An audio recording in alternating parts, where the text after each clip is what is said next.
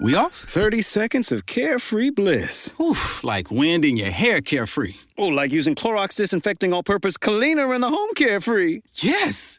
Like dog slobbing on the coffee table and cleaning it with Clorox carefree. He's on a roll now. Spit toothpaste on the faucet. You got it. You got it. Peanut butter on the light switch. Oh, spritz, spritz. Spritz, spritz. Clorox, man. Clean feels good. Okay, we're back. Use as directed. This episode is brought to you by Honda. Introducing the all-new, all-terrain Honda Passport Trail Sport. The most off-road capable Honda Passport Honda has ever dreamt up. The Passport features increased ground clearance, roof rails on all trims, and available specially developed all-terrain tires. And you'll stay comfortable with tri-zone climate control and available features like heated and ventilated front seats and a panoramic moonroof. Learn more at honda.com/passport. This episode is brought to you by Shopify. Upgrade your business with Shopify, home of the #1 checkout on the planet. Shop Pay boosts conversions up to 50%, meaning fewer carts going abandoned and more sales going cha-ching. So if you're into growing your business, get a commerce platform that's ready to sell wherever your customers are.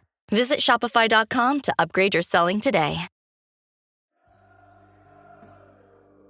Achtung podcast supports the Lions Food Hub, dear listeners, and you can do too by getting yourself an Achtung Millwall t-shirt from noonelikes.co.uk, also known as Nolu Clothing. They've got a wonderful Achtung Millwall t-shirt on there for £15. At least £8 of each sale goes to support the Lions Food Hub, which does fantastic work for families in and around the South East 16 area. Show your allegiances on the podcast front, dear listeners, by getting yourself an Achtung Millwall t-shirt, and by doing that, you'll support the wonderful, the brilliant Lions Food Hub. Noonelikes.co.uk, Achtung Millwall t-shirt, £15. Check it out.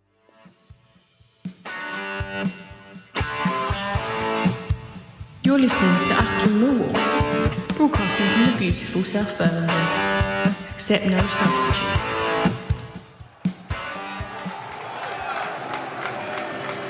Hello one and all, welcome dear listeners, welcome to what is surely the biggest game of the season at the Den.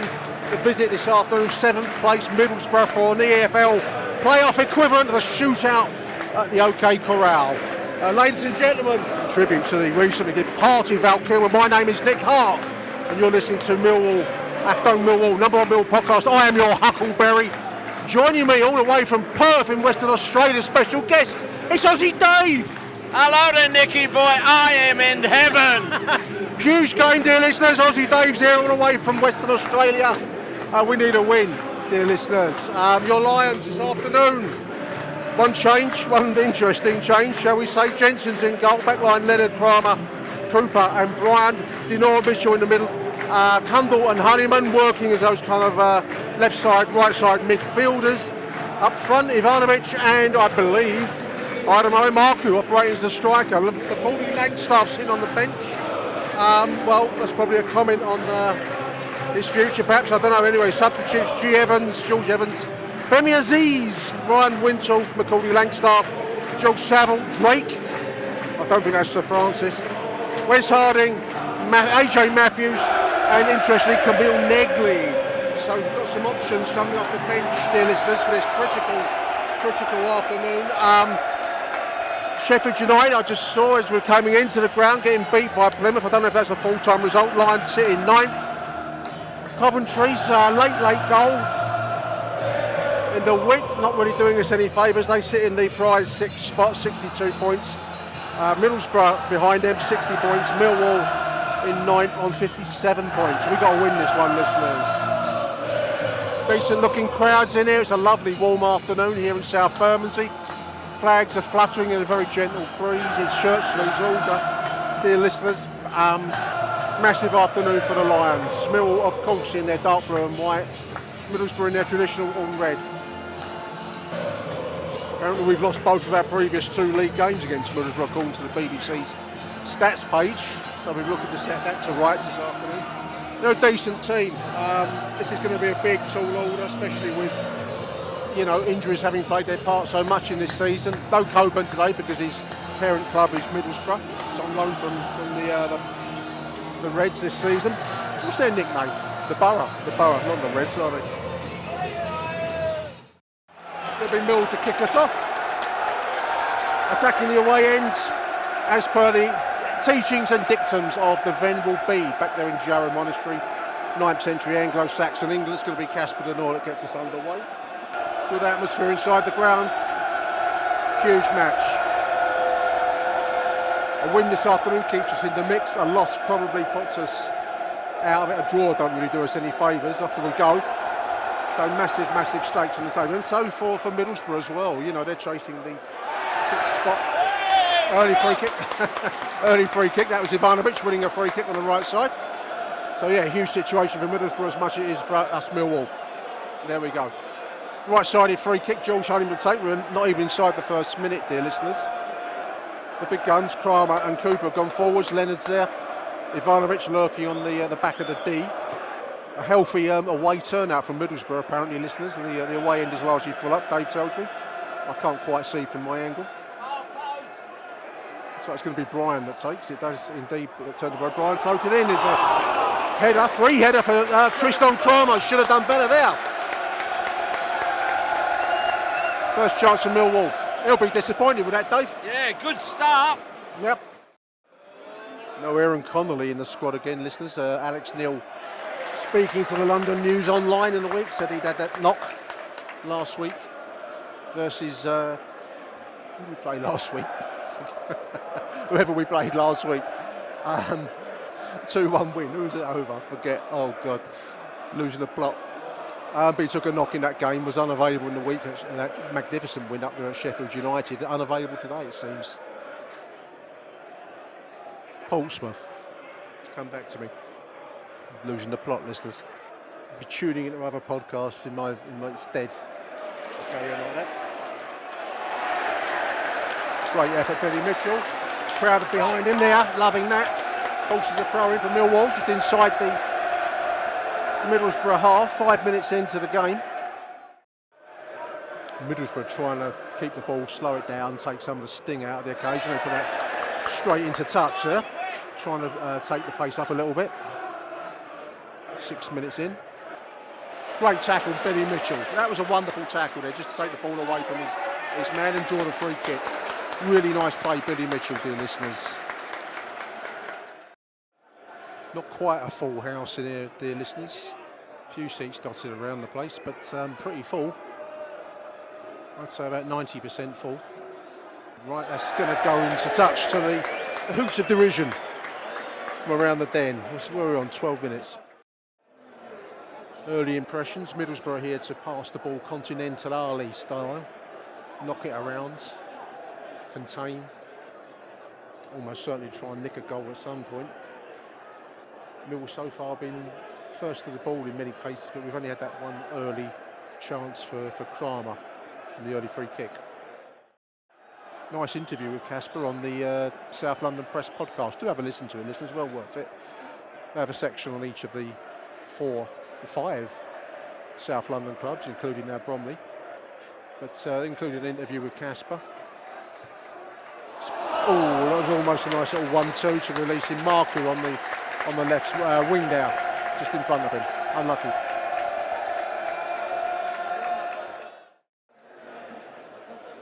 Quickly taken, actually. They got a man in space. Yep, he's asleep, as Dave says. That's a awful cross. Their final ball of Middlesbrough has been Thank God. Yeah. That was a moment of lack of attention there, but the cross was terrible. Ball through, 22, just outside the D. Kramer's room. That's a great tackle. People on their feet applauding that tackle from Tristan Kramer there. Beautiful tackle. Take away the danger just as the man was lining up a shot. Wonderful stuff. We're on 20 minutes, listeners. This is Imaku chasing his man down into the corner. A lot of effort going in there from Imaku. So far, a little bit unfocused, but he's certainly putting the hard yards in there. Finding this 29 on the left side seems to be their way out of their out ball, I think is the football expression, listeners. I do like to sound like a football podcast, especially when you can't remember who last week's opponents were. That's their out ball a lot, and then hold it round about the halfway line going by this move. He's in space again on the left side. Yeah. There it goes. Out to him on the outside. Honeyman with him. Back across the face of the goal. Chance here for a shot. Bobbles wide. Goal kick. 21 minutes coming towards the halfway point in the first half. It's been pretty contrasting style so far. Mill trying to get the ball forwards quickly. Flick headers on. Effort. And Middlesbrough trying to sit on the ball and work it and pass it. Clash of styles. Scoreless, of course.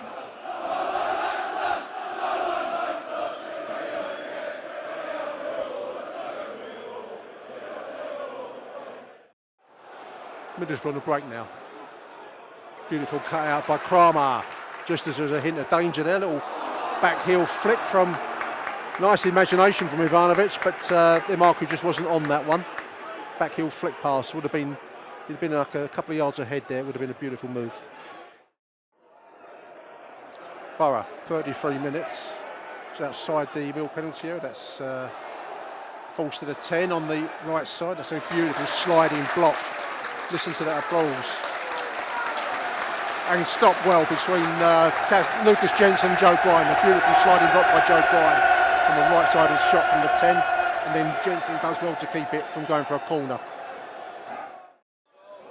Lovely ball forwards for Ivanovic. This is now Kasper Ganor in space in the centre circle. Imarku overlapping him on the left side here. Left side Imarku, he's got 2 men on the inside of him. Dispossessed, there are 2 men free. Wasteful. Giving Middlesbrough a chance to break now. This is the 10. Outside the D. Great tackle, Jake Cooper. Sticks his leg out and moves the ball back. That was a moment really where Imarku's maybe his inexperience cost us, I don't know, but we had 2 men on the left side of him, breaking forwards there. I don't think he's got the confidence for the role, Dave. I don't think he's got the, he hasn't got the mindset for it. I think we're breaking down through Kundal and Imaku, and it's really stopping any flow forward. Yeah. Something for Alex Neil to think about half time, I think. We're on 37 minutes nearly. Ball breaks, this is Middlesbrough now, this is the 11. Shot on target, then Lucas Jensen's down very well for a snapshot just inside the penalty area. The referee, has he given a free kick there or not? I don't know. No, he hasn't. There was a chance. 42 minutes, great save by Lucas Jensen. Ball out wide from Billy Mitch, trying to find Imarku. He's had a bit of an unhappy half, Rick. Imarku, it's beautifully cut out, whereas Billy has had a really beautiful half of football. Referee penalises Joe Bryan for off the ball incident, maybe. Middlesbrough player flat out, gets up now, he's all right. He broke up our play, dear listeners. He broke up our play. And there's the half-time whistle. Not enough goal-mouth action from the Millwall perspective there, Dave. No, a bit disappointing. The only good thing is 0-0 at half-time. We've got a fantastic bench. And so long as he makes the substitutes early enough, I'm still quite optimistic. Nice one, there it is, half-time 0-0. At Sephora, we've got what you want because you're obsessed with your skin and we're obsessed with what it needs. Sephora has the best products to help you get beautiful, glowing, radiant skin. With an extensive, inclusive range of results-driven formulas and in-store beauty advisors to help you find exactly which are right for you, the best skincare is only at Sephora. Sephora, for all your skincare. Empower. Claire is practicing her breathing for her upcoming yoga retreat in Bali. Has she ever done yoga before? No. But Claire worked with Empower on her savings and investment strategy. She got good at money, so she can be a little bad. Empower. Invest well, live a little. Join our 19 million customers today at empower.com. Past performance is not indicative of future returns. Investing involves risks. You may lose money. Advisory services are provided for a fee by Empower Advisor Group, LLC, EAG, a registered investment advisor with the Securities and Exchange Commission. Om Namaste. TaxAct knows small business owners can sometimes use a little help with their taxes. That's why TaxAct has Expert Assist, a team of live tax experts ready to answer any questions you may have. Think of them as your own personal sidekick. Not like one of those funny talking animal sidekicks, more like the super smart nerding out on tax code and business casual attire sidekick, but just as helpful and lovable. Tax Act. Let's get them over with. Achtung, Millwall. Well, as we predicted, listeners, team's coming out for the second half. Langstaff's coming in. Imarku stays. I thought Imarku might come out, but Kundal's come out. Presumably a wider position for Imarku in that case. He didn't look like he was well suited to that second striker. Macaulay Langstaff, I'm surprised didn't start, but anyway, there we are. Worth a try, perhaps. Off we go. Middlesbrough attacking the away end in the second half. Lions, of course, attacking a cold blow, as per the Venerable Bede's teachings in 9th century Anglo-Saxon Chronicle. Early move forward here from Middlesbrough. Ball inside. That's going to run through to the pink-clad Lucas Jensen. Made a couple of decent saves in the first half, Lucas. We need a win, as we were saying at half-time, talking to Dave. We need a win.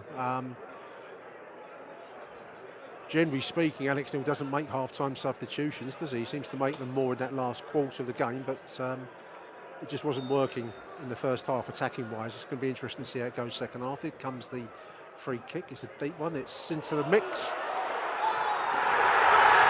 Ball bouncing around in there. People howling for a penalty. It's not been given. I didn't see enough of it. Did you see that? No, I didn't see it. Too far away, listeners. Mill players screaming as the ball throws inside the 6-yard box. You'll know more about that chance by the time you get to listen to these words than I do at the moment, listeners, but I couldn't tell you what happened there. Ball seemed to stick in the 6-yard box. I thought Langstaff was in the mix there, and I thought maybe he had it for a moment, but he's still berating the linesman. Ball forward from Jake Cooper, finds George Honeyman. Right side, goes down rather theatrically. He does win the ball back though. He gets barged off the ball there. This is Billy Mitch. Long cross into the far post. There's Imarku at the far post. Shot. Bit of a better start, though cleared. Lions come out with intent in the second half. That was a nice bit of play there by George Honeyman. Ball's in. Flashes is Honeyman. Ball loose in the box. So Honeyman's shot was stopped on the line there almost. They're so close there from Honeyman. Back into the mix. Ivanovic goes in on the goalkeeper, but I don't think there's much in that. He's gone down like he's been shot. What a start. Yeah, too good. Ball in. Nice little shot in from George Honeyman on the big screen. Stopped well by the goalkeeper. It was loose for a moment and then cleared. Honeyman playing out of his skin this afternoon, listeners. This ball forwards. There's Langstaff. It falls to Honeyman, Denor. This is Middlesbrough though, breaking forwards. Great stop there, Tristan Kramer. It's going to be a Ryan Leonard long throw, right side. 53 minutes. He has improved his long throws. I never thought that they made very much depth previously, but he's clearly been working on it. Here we go. Good couple of yards out, bouncing around in the box. Oh, header from close range. That was Macaulay Langstaff. It's cleared off the line by the Middlesbrough. Back into the mix. This is headed into the middle. It's bouncing around, headed away, unfortunately. Middlesbrough will bring out. Here come the substitutions. Honeyman's coming out. He's played really well this afternoon, for me. 57 minutes. Aziz is coming in. There's Negley coming in. Well, gamble. I don't know if Alex Neil plays the Las Vegas tables,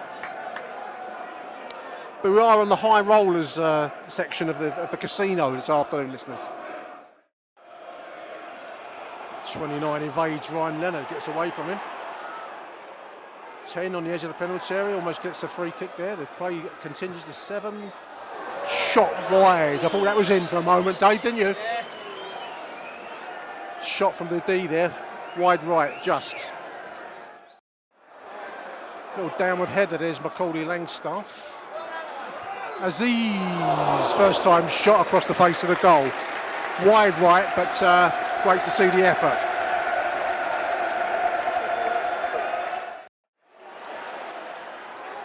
Negley, great skill in the centre circle. He's on the attack now. He's got Aziz overlapping on the left side. What can he do? Ball into the middle. Falls to Negley! 1-0 Millwall! Negley! Fires in, bottom right! 64 minutes, dear listeners! That's been coming and coming all half. Great ball out wide left.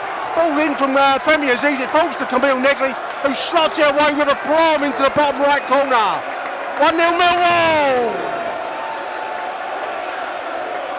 Let's watch it again. Balls across the way. Comes off the defender, I think, into the path of Camille Negley, who slams it home, bottom right corner.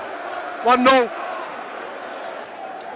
Well, there we are. I reckon we deserved that in our second half. It's been coming second half so far. Been building. Now we've got a lead. We've got to keep it, dear listeners. There's the Millwall fan in me coming out, isn't it? Well, halfway through the second half. What a time to take the lead, listeners. We're on 66, going towards 67 minutes. Really, really attractive start to the second half. I thought the first half was a bit like dry toast. We've now slapped on the butter, full fat, with some really decent marmalade all over it for the second half. That's my analogy, listeners, and I'm sticking to it. We're all forcing errors now out of the Middlesbrough defence. That's ball lumped forwards high. They put it straight into touch. So it's a Millwall throw-in about halfway inside the Middlesbrough half. Ball down the line. This is Ivanovic done really well for me. Ivanovic does hold the ball there well. Ball over the top for Langstaff to chase after. Oh, it's a danger ball back to the goalkeeper. He's had to lump that anywhere will do. That was a pass back from hell. He gets it clear after a fashion. We're just putting the ball forwards. This is Femi Aziz on the left side. What can he do? Shot over the bar. Corner. I thought we put that high over the bar. It must have come off a red shirt. It was under giving him attention there, dear listeners. So it's left-sided corner.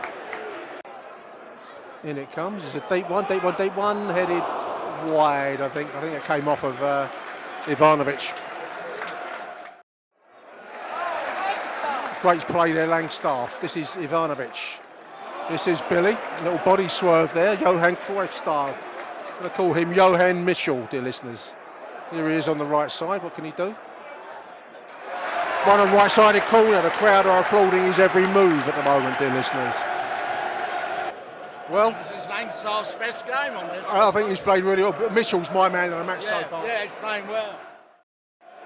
Well, whatever becomes of this game, dear listeners, I've got to take my hat off, if I had it, my metaphorical hat. Oh, ball breaks. This is cleared by the Middlesbrough defence. A little moment of lackadaisicalness in their own penalty area there. I've got to take my hat off to the insight of Alex Neil with the half-time substitutions and the three-way sub that he made earlier on. Still some way to go in this game, so I'm tempting Lady Fate here, but this is Middlesbrough on the right side, ball into the middle, collected by Lucas Jensen. It takes real balls to make those kinds of changes. That's why he's paid the big bucks, I know, but he's done it. And at the moment, we are sitting in a 1-0 lead with just, it'll be 4 games to go now, doing everything that we can do in pursuit of the Golden Goose. Middlesbrough are now going to have to press forwards with more abandon. This is the 20. Edge of the penalty. There's a shot. Ooh. Over the bar. I thought it must have been tipped over the bar. Must have touched it. Jensen must have tipped that over the bar. It was a decent looking shot. Right-sided corner. Taken short and quickly. Balls into the mix. Jake gets ahead to it and Jules will bring away. 15 minutes of nervous exhaustion to come. This is Middlesbrough now. A 16 from distance. Bouncing shot, difficult one to take, and Jensen took that high on his chest and kept it out. That's what he's paid to do. Did well there. Wes Harding's going to come in. Looks like it's going to be for Camille Negley, scorer of the goal, who's very unluckily pulled up now. This is Millwall luck this season, listeners, isn't it? Yeah, he's coming out of the game. He looks distraught. I think he's very upset.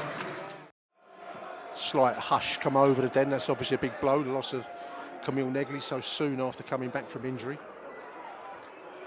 Whether he's come back too soon or not, I don't know. That'll be a question I'm sure that the internet experts will raise.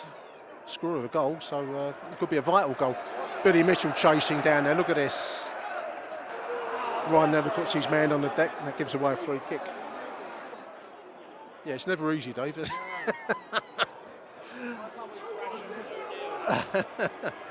That's not the Millwall way, dear listeners, is it? This is the 20 on the right side of the Mill penalty. Ball into the mix. Hoof clear by clatters off a couple of bodies, and then Joe Bryant hoofs clear.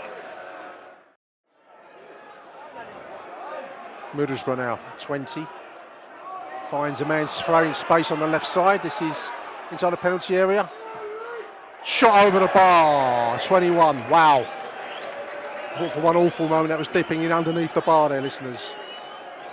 I could do without all this, I'm going to be really honest with you, listeners. Ball breaks, Middlesbrough on the attack. Right side, Mill penalty area. That's a great tackle. Billy Mitchell, man of the match. Salutes the crowd. And responding like kind, dear listeners. What a performance, Billy Mitchell. By far his best performance in the Millwall shirt by a long stretch. How many? 5 minutes, was it? Middlesbrough ball into the middle, falls to the 17. The save! What a block by Lucas Jensen. Left-sided corner, close range shot. I thought that was going to go in.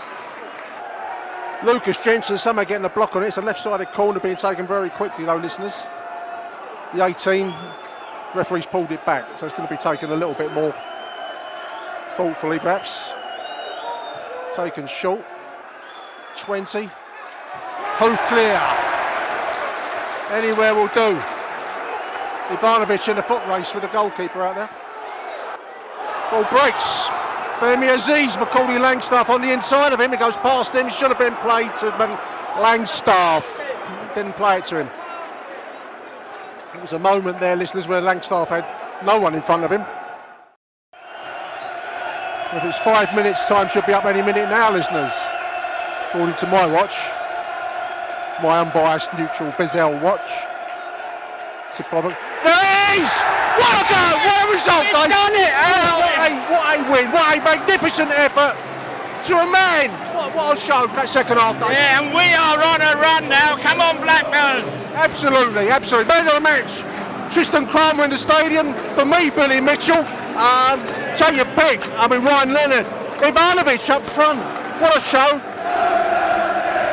Defensively, we look really solid. That's a magnificent second half performance by this Millwall team, dear listeners. Well, it's not entirely in our hands. Other results may influence things, but in the meantime, it's a bit of status quo, mate.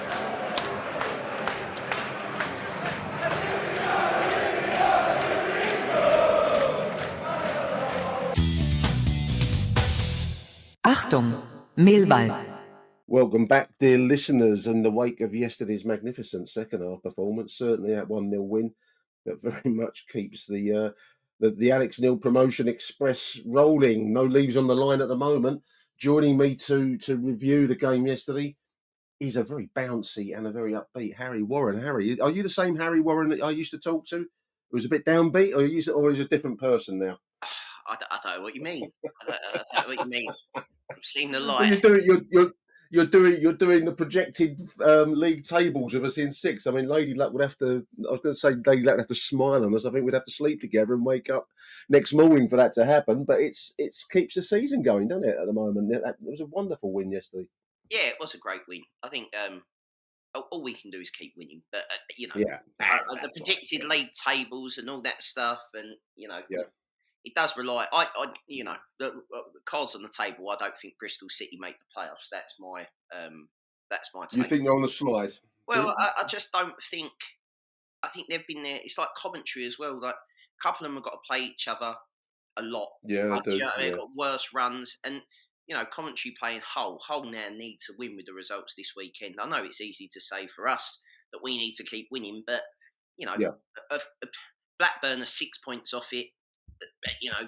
do they really believe they can get there as a squad with everything that's been going on? Yeah, they won yesterday, but Portsmouth have got no fit central defenders and they only won 1-0, even though they had 10 men. So I don't know. And the problem is for us is that I was saying this before we kicked the ball, not realising Aziz and Negley were on the bench, that we could have done with a few of them back fit. And then obviously, lo and behold, the match semi-fit in Negley's case, wasn't it? Yeah, exactly. Someone find, I don't know, someone needs to put him in a cryogenically frozen freezer or one of them cold water immersion tanks, and we just sort of try and get him back if we make the playoffs that he can play, because that little take and turn that opened up the game yesterday is the difference between being a championship side that finishes in the top 10 and a championship side that makes the show, as the Americans would say. And makes the show. I agree. I mean, I think Alex Neil speaking, I think it was the BBC after the game, he said that may be the critical goal in the critical period. So although, he went off injured, listeners, of course, clutching his hamstring, let's hope that's not too bad, but we'll see. But he's got that contribution, which was a total of 20-odd minutes, I think, from coming into the game as a sub and then leaving it injured. Could be crucial. It was a beautiful take. And the goal was building, Harry, at the time, but it needed some spark and that moment of quality. And I think that's what Negley showed in abundance with that one move. And this is the big time, isn't it? This is where you get those crucial points, as Alex Neil has said. So hats off to him. Let's have a look at the team yesterday, listeners. I'm going to come back to Lucas Jensen, Harry, because I thought that was one of his best games yesterday in many respects. Backline, Leonard, Kramer, Cooper and Bryan. That is a rock-solid looking backline at the moment. Imagine if we'd have had a right back all season. Yeah. I mean, Kramer was man of the match inside the stadium. And I wouldn't fight anyone that wanted to name him as man of the match. We will come back to my man of the match, I'm sure is yours too, Harry. But Kramer's interception, I saw someone comparing him with Maldini, which I'm loving these Milan 1990s comparisons that we're getting at the moment. Maybe next season we should have the red kit with the little black bits again. I mean, that might be an idea. Might have the stripes, yeah.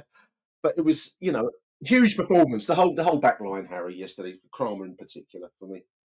Yeah, I thought they were magnificent. I thought realistically it would be quite easy not easy, but it'd be very Millwall to have gone to Sheffield United, kept a clean sheet, and then come to the Den and not done the job. Yeah. And I think, other than, we had that chance in sort of the first minute when Kramer hits it underneath the bar. Free header. Probably should have done better with it, but yeah. I mean, let's be honest, he had another one in the second half where I've decided that if it had been Tanganga at the end of it, it's probably a work set piece. It's probably 1 of 5 they have on rotation or whatever from that kind of position. Yeah. If it's Tanganga, it's in. If it's probably Jake Cooper, it's in. Do you know what I mean? It's just... Yeah. I think Kramer, that's not necessarily... He's a very good defender, but I don't necessarily... I haven't seen anything so far that's made me think, oh, you're a goal-scoring defender. Do you know what I mean? No, it doesn't seem to be a danger going forwards in that sense, but his interceptions yesterday were next level for me. I mean, I'm praising him because there was amongst a defensive group that, I mean, I want to come back to Jensen actually, because I thought he made some really quick. Joe Bryan an apology. Yeah, we'll send it. I'll clip this and send it to him. Well, I think he thought earlier on in the season that he might be up there with a pantheon of bad Millwall left backs, but he's slowly, a bit like Scott Malone, he sort of slowly has rehabilitated himself to kind of. Maybe it is because they're not used to. They were being asked to do things they're not used to doing, and now they've suddenly got used to doing them. And we're a little bit more. I mean, it's mad, isn't it, that we. I know, it's easy to say after the fact. But we've gone 4-4-2, right, under Alex Neil. I mean, we didn't start the game as 4-4-2, but we ended up going to 4-4-2 to try and win the game. Yeah. 4-4-2 was seen as, Neil Harris hoofball. And you get somebody else in charge who isn't Neil Harris, and it's 4-4-2. And I've seen other managers come in and try and change us away from 4-4-2.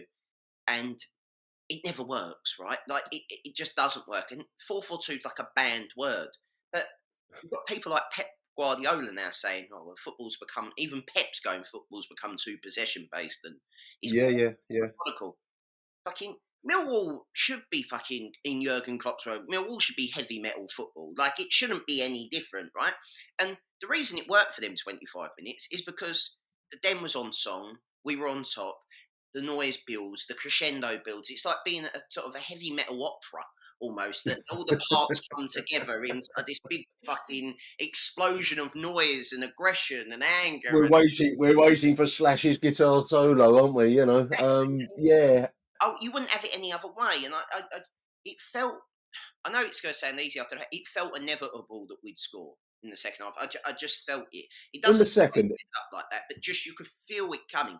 And then the minute we scored, the intake of years worth of mental anguish. Anguish. Every Millwall fan in the ground and go, we're going to sit back now for the next 20 minutes and it's going to be horrible. And that's kind of what you do.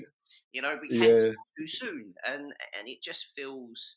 It was a long. When did the goal go in? It was about 60 minutes or so, wasn't it? And it was a long half an hour. Listeners, believe me, you could feel the tension in the stadium.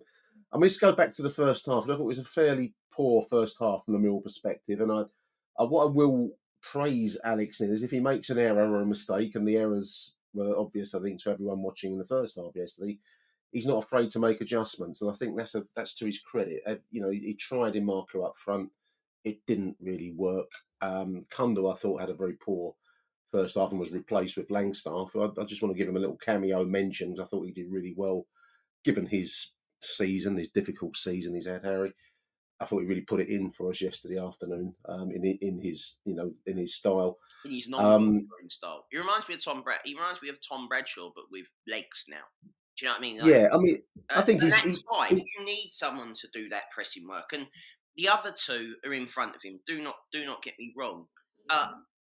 We couldn't play Coburn yesterday because obviously he was out, and that was fine. And with Coburn being out, it makes it difficult for you to make any changes up front. And then also, which Alex Neil touched on in his interview, that Femi weren't even really supposed to play more than 15 minutes. So you kind of are stuck with Marco out as a winger, and you kind of are stuck with what we played up front.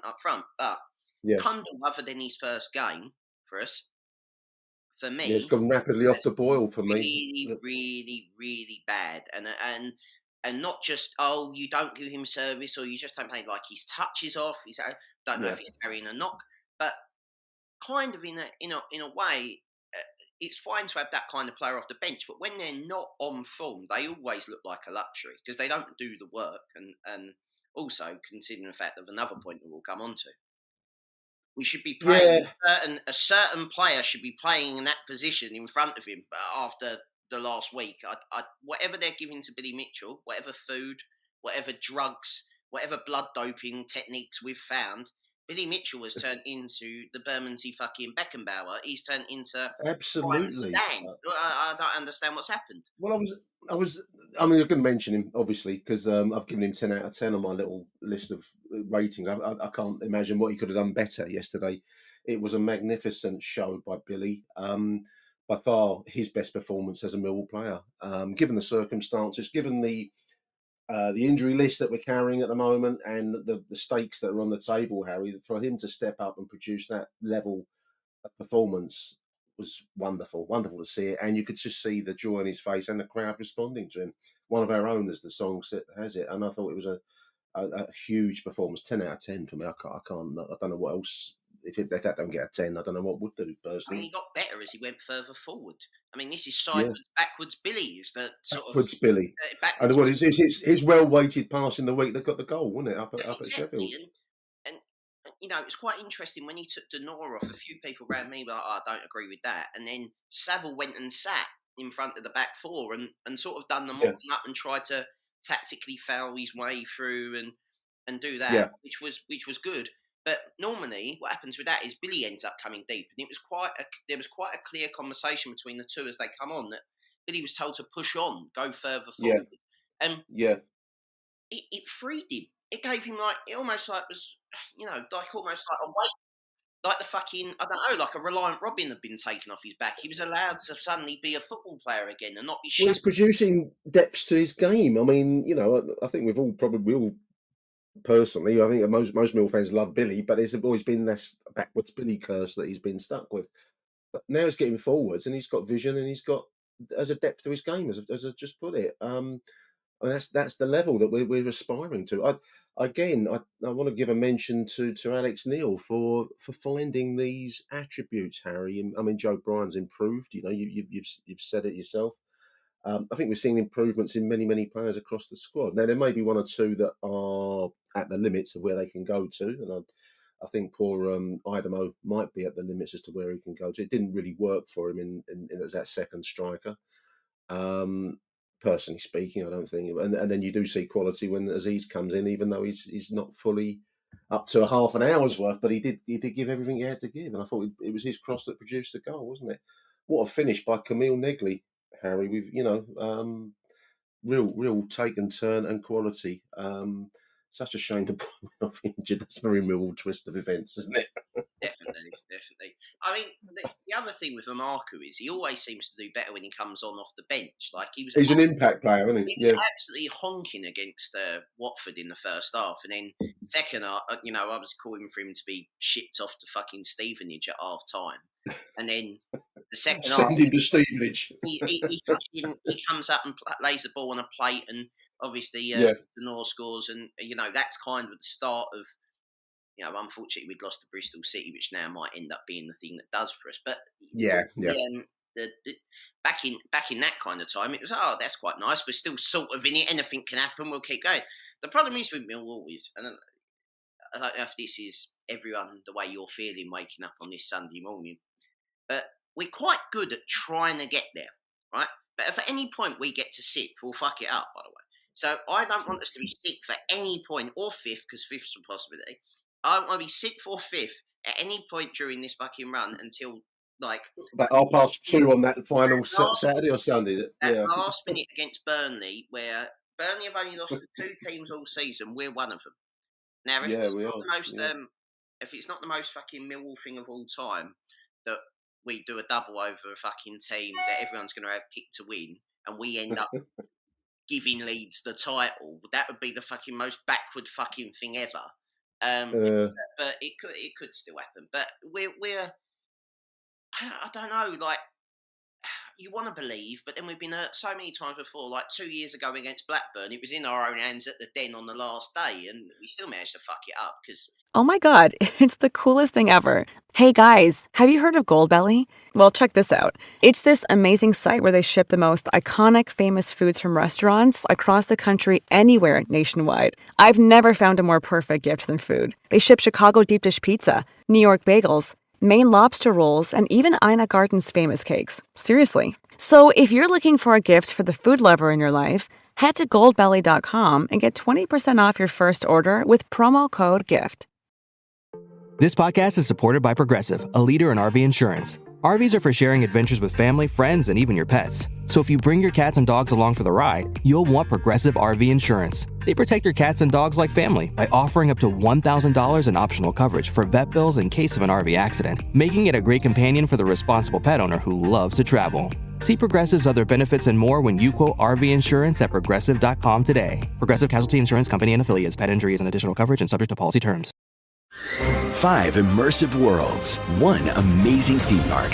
Get ready to explore the all-new Universal Epic Universe, featuring the wizarding world of Harry Potter, Ministry of Magic, Super Nintendo World, How to Train Your Dragon, Isle of Berk, and Dark Universe. Epic Universe opens May 22nd at Universal Orlando Resort. Our universe will never be the same. Tickets and packages on sale now at universalorlando.com. I mean, we've got to be realistic. The numbers are, I mean, there are only, 4 games left now, Harry? 42, so 4 games. And the numbers don't help us, and I know that other clubs have got to play each other, but we're still very much coming into this as an outsider, which is probably the best way that it suits us. We don't respond well to having the weight of pressure on our shoulder. With your team in form. We're probably the we are. We're form side, and we're producing big wins when needed. Because there was a point at the end of the first half, I don't know, it wasn't happening for us, and then we go and produce that wonderful second half. I want to mention George Honeyman. I'm just looking at my list of things to mention. George Honeyman, he left in the 58th minute, but he's a really improving player, Harry. again, Alex Neil's finding depths to his game, which or maybe putting him in the right position. I don't know. But I just wanted to, his industry, his engine. We saw it at Sheffield. We saw it yesterday in the hour or so that he was on the pitch. I'm really, really enjoying the kind of renaissance of George Honeyman, because he took a lot of slagging on a lot of unfair grief online, and I think he's showing 100% effort. You can't ask for any more than that from a player, can you? Yeah, I mean, there's a few in the team that are just are just running themselves into the ground. They're just your water carriers. Saville's the same. Saville, Honeyman, Billy Mitch to an extent, Denor.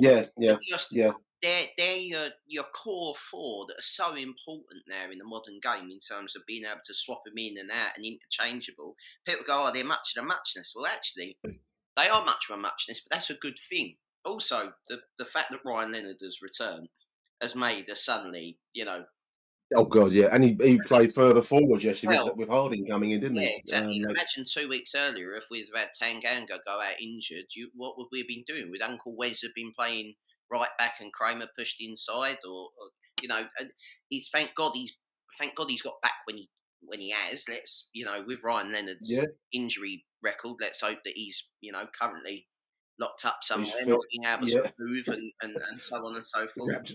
Wrapped in cotton wool somewhere in Beckham or wherever he lives, Let's hope so. Ivanovic, I thought he had one of his better games. I mean, he's playing well. He's winning balls in the air, Harry. He did was a criticism. Yes, he did really well yesterday. I thought he was without having anything, without having any chances and having to lead the line properly on his own. Really, until Langstaff come into the game.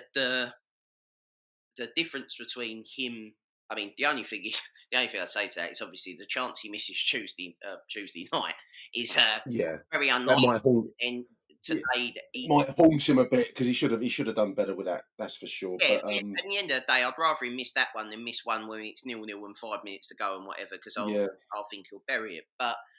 But the aerial balls he was winning yesterday, I mean, he can't help who's not there for the knockdown, but that's his job being done. There was parts in the second half where he had his back to goal and he was chesting the ball down and he was trying to hold it. And I thought, fucking hell, you've become a man now. Like, it's taken a year, but I get it now. Like, I get the thing. He's still not the finished article, don't get me wrong. No.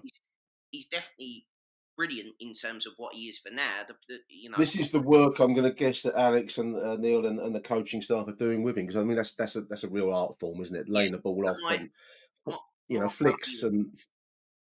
My worry is with all this, and it is looming in the background, is that this is when whatever happens in this season, in the off season, this is what I worry about, because learning when to, in the song The Gambler, it's knowing when to hold them and when to fold them, right? And we've got to get good at, we've not only got to get good at fucking getting the right cards, shall we say, in terms of size. We know when to sell them, Sell them. Now, I don't think it's particularly the right time to sell any of them. I think you should be having, instead of having 1s and 2s that are for the future, you need to have 3s or 4. You need to have a conveyor belt of these players.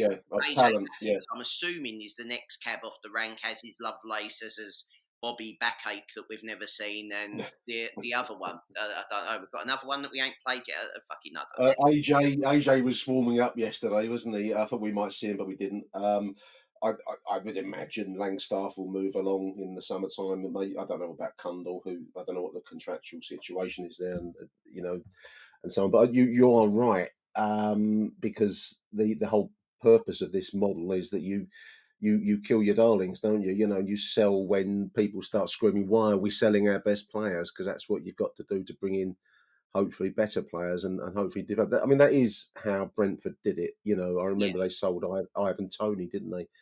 And you think you're mad, but of course that's the plan. That's the game. That gets easier the closer you get to the top. This is also the thing. So if you Ollie Watkins was another one of theirs, wasn't he? And they sold him. Yeah, but this is the thing. If you're, and this is the thing that will kill you.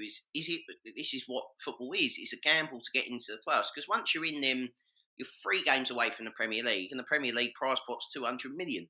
So now when you sit there and think about it like that, I think maybe in January would they have had more of a gamble? Would they have maybe signed somebody else that might get 5 or 6 more goals.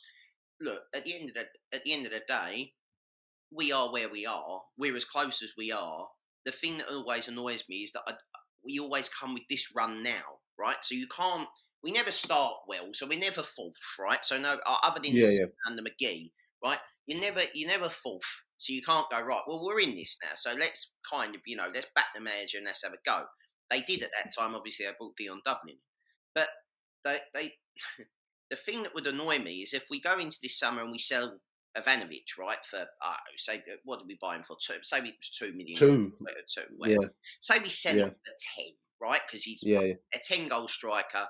Someone fancies signing him. I think he's quite unfashionable, so I can't see anyone really. I mean, I think another decent season might really add to his value. So you've got to weigh that into the factor. If he can become a 10 to 15 goal striker next season, with his other strengths that hopefully will develop, then that might be part of Gallon's kind of plan to maximise the investment. That's the hope. I mean, the hope is that I suppose the summertime. It's silly to talk about the summertime. We're 4 games away from possibly, and we're still alive in this campaign as well. So yeah, but it will. There's a lot of players out of contract. But I'm sitting here now and going, that squad needs tinkering. It doesn't need mad, cap.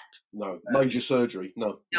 And there's been a lot of people that have been going, it's time to move certain players on. Yeah, it is. But I don't think it's time to move any of the players that played yesterday or any of the players that played at Sheffield United on. Really. I don't get the clamour to get rid of Cooper. I really don't. No, I don't. No. I thought he's been playing well, part of a great defence. So I don't get. People seem to get personalised grievances against players, which also the thing with that is that you need 3 centre halves because you always need one to sit on the bench. So are we saying that we're better than having Jake Cooper as a backup as Millwall Football Club? He's probably played 500 games now for Millwall. Like it's getting silly. He's getting on towards being the club's all-time appearance maker. Yeah. He's in getting into the legend conversation, isn't he? With that number of appearances, I suppose a lot will depend on what happens with Tanganga this summertime, and a lot really is going to depend on how this playoff run finishes and whatever denouement lies at the end of it all, listeners, because this season is not done, No, true, but the two, even without Tanganga, the two of them look brilliant. So even if you lose Tanganga, you wouldn't change 2 centre halves. You wouldn't change a centre back partnership if you could help it. This is what we've done the last 3 seasons. Talking to Aussie Dave yesterday, and he made the great point that that's a great defence. It can just lose Tanganga, and you don't notice any difference. That's quite a tribute to this defensive unit and Alex Neil. And also the fact that Kramer is so quick, and it's effortlessly quick. Like you don't really. If you look at him, you don't think he's quick, and then you see him move, and he is quick. It allows Jake Cooper to maybe be more aggressive. There was parts of that second half yesterday where Jake Cooper is the furthest defender forward on the halfway line, shoved out on a left-hand side position to try and stop them from winning and flicking it inside at 1-0 up.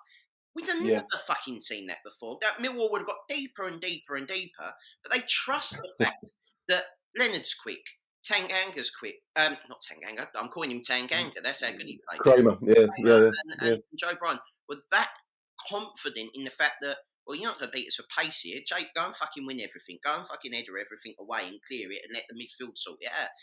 And it's a massive testament to the squad that they've won 3 on the bounce in a division that's mental, as we all know, the best league in the world, I think, in terms of unpredictability and everything else.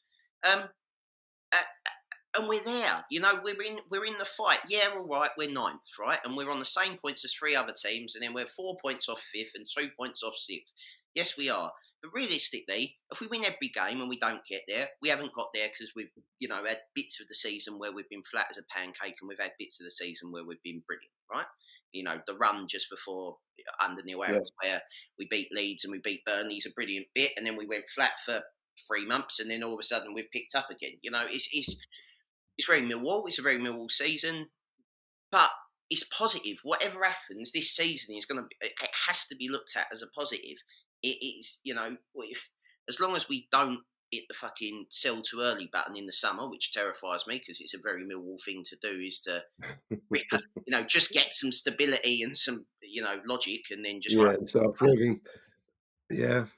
Yeah, I don't know. Lovely stuff, Harry. I want to say a big thank you for joining me this optimistic Sunday morning. Good to see you. Incidentally, there was a golfer. You're a fan of the Masters. I know you're watching the Masters at the moment in Augusta, and one of the American golfers got a Millwall badge on his. I can't think of the guy's name now. Lucas something. I can't Listeners, it's Lucas Glover. Lucas Glover. It was odd because I looked him up. He's to see it. Yeah.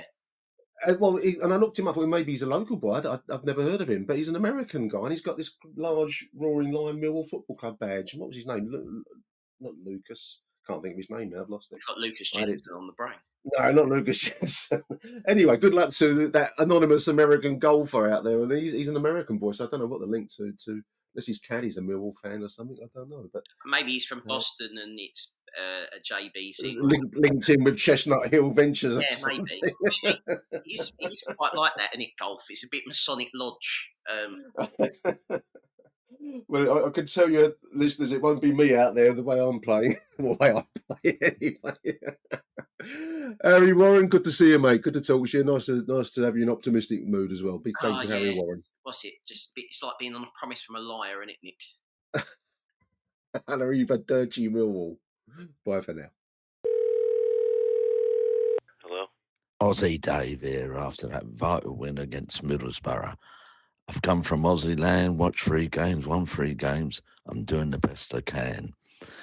Let me start off by thanking dear old Nick. I sat next to him at the game. It was a great experience. We had a good old natter.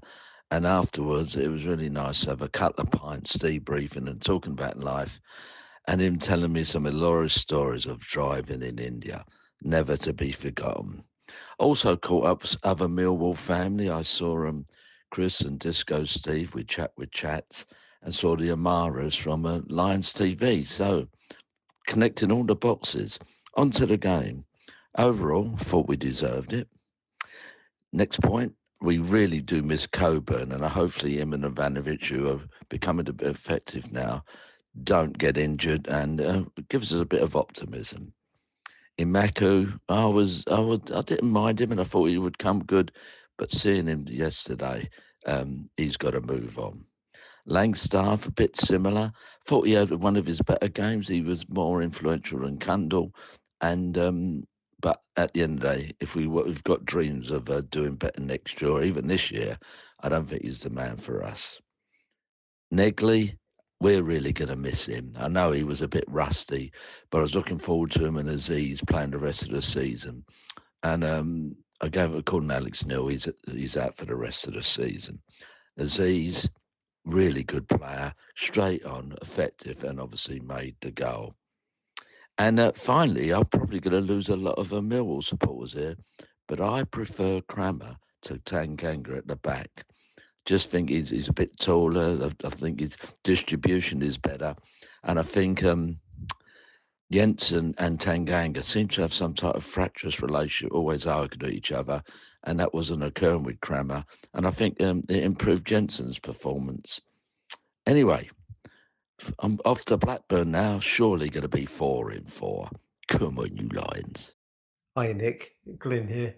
Following the Middlesbrough game, I think if I actually went around every player who played well and then gave a running commentary of it, I think I'd be on this line for about 20 minutes. So I'll save everybody that. But got to say, I'm really impressed with Lucas Jensen. I mean, he has definitely now developed into a player who's comfortable at this level.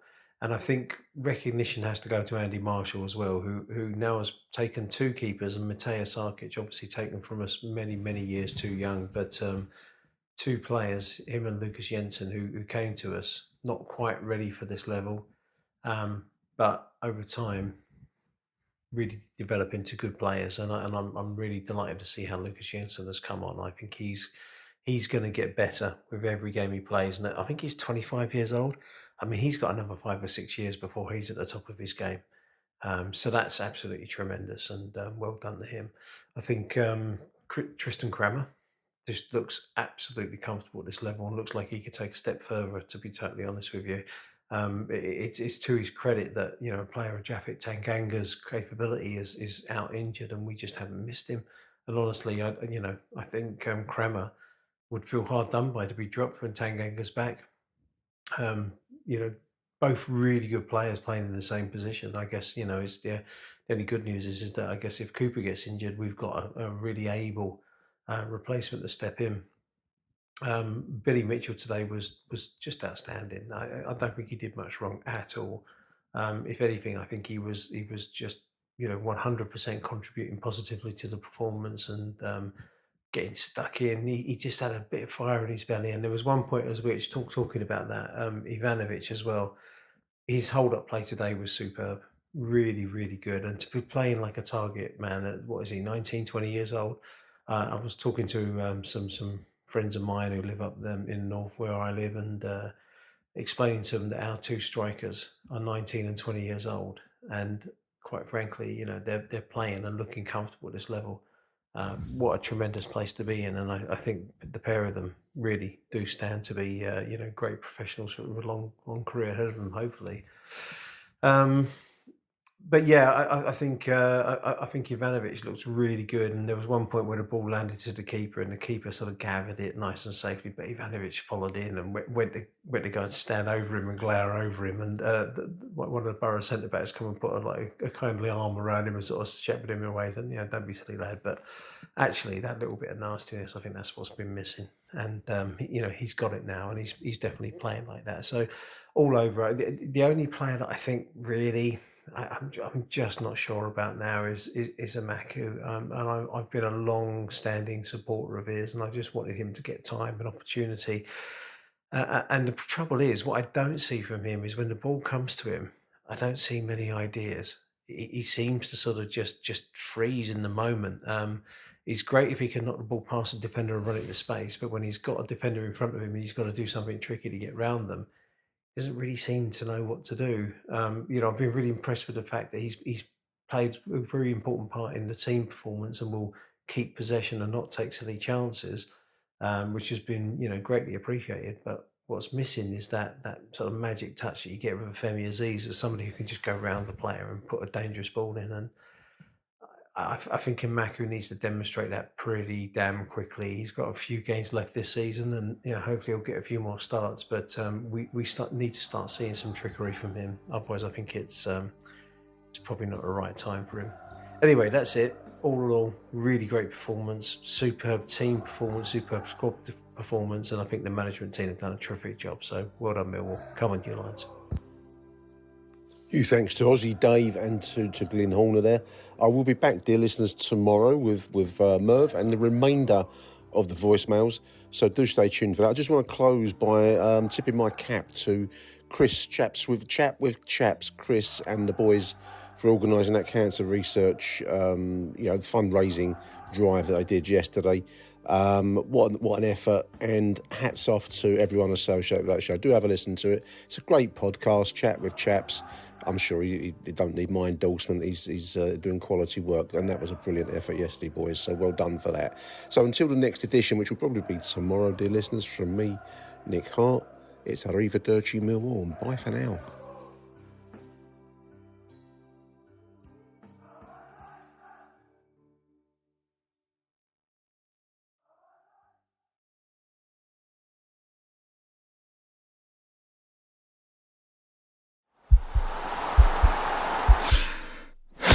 This podcast is part of the Sports Social Podcast Network.